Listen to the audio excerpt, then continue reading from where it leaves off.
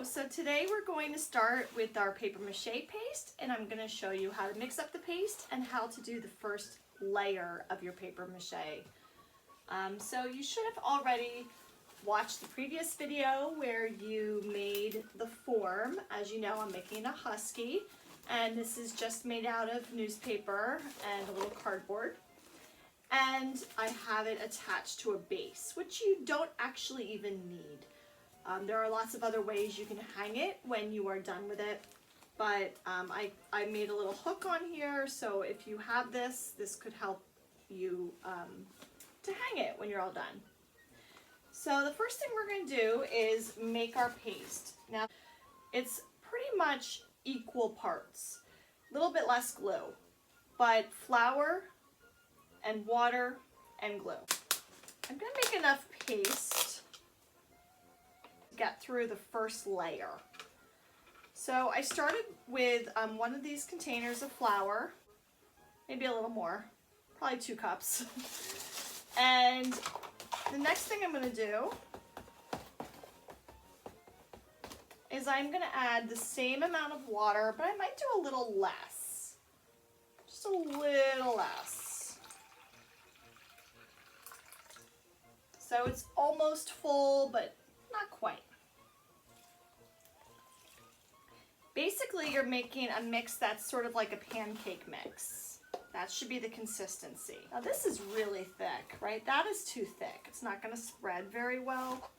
But the flour that I'm using is a high glucose flour. So it's going to be a little thicker. All right. So I'm going to add just a little bit more water at a time. And again, I'm trying to make like a pancake mix. This is getting closer, but it's still a little bit too thick. So as you can see, it's just a little too thick. So I'm going to add just a little bit more water. A little bit. Okay. And that's becoming a nicer consistency. So I just wanted to get a little salt just to add to the mixture to help prevent mold.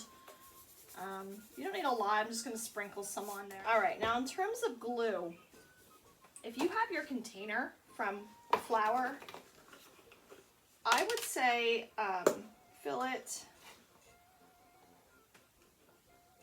I actually gave you guys, those who got the kits, I gave you enough glue, probably. I would fill it just a little bit if you're using this container.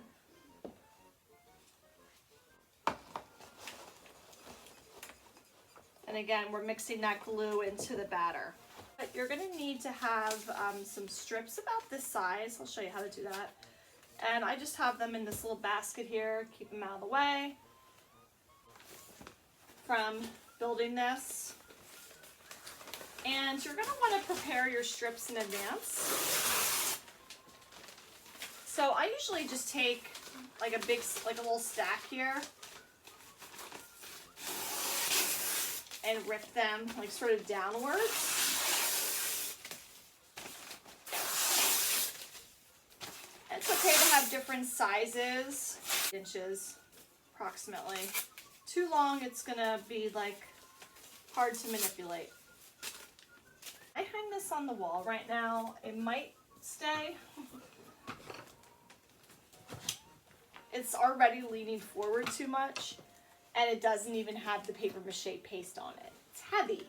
So I'm going to leave an opening in the back that I am not going to put the paste on, so I can remove after I do about 3 layers and do the whole front, and I'm happy with it, and the sides and under here. I'm going to do everything except one little opening. And I'll do that last after I dig out the center. If you don't have at least 3 layers, then it's going to be too weak and it might fall apart. This is a process I will not finish during this video. So when you dip in the newspaper strip in the paste, you're going to want to like kind of remove the the excess, okay? It should not be dripping.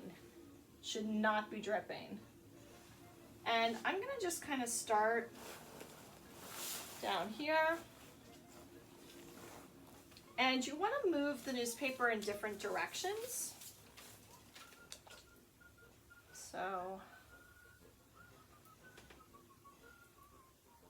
So I'm going to put a couple this way, then I'll switch and put a couple the other way. You are going to have to work on this over several days. You're going to need drying time. You're not going to be able to pump this out in one day, so don't procrastinate. Don't wait. Okay, so again, I'm taking the extra off.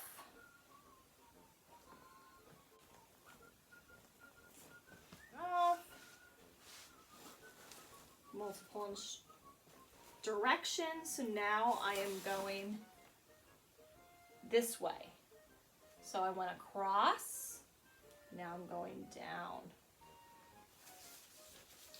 When you're working, if you need smaller pieces, you could always break them in half again. Again, this is the perfect consistency. Around, I want to get one nice layer on there. Put a little here.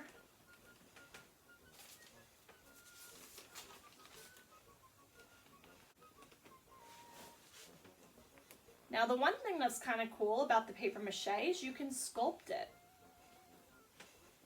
So I could take a piece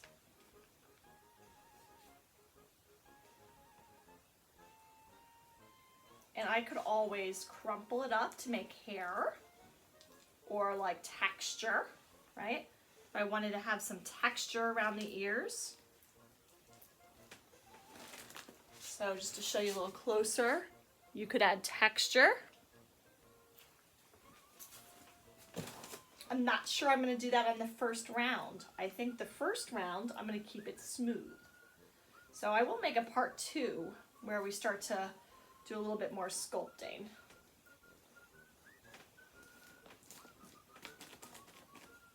You should have the eye sockets cut out. Think about where you want your eye sockets to be. I don't know if you noticed, I just simply cut it out with scissors and poked a hole.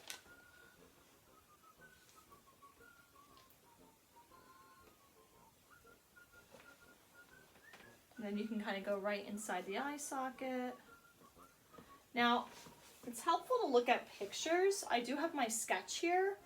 I also might want to wash my hands in a little bit and take a look at the photo references. I'm going to need to compare. I have a plan of putting a dog collar here, so it's going to be covered up. Like a real dog collar.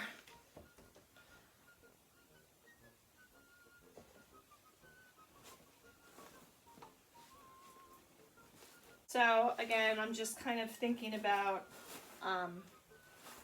down here, just thinking about maybe starting to add some texture a little bit, just a little bit, to start to make it look like the folds of the neck.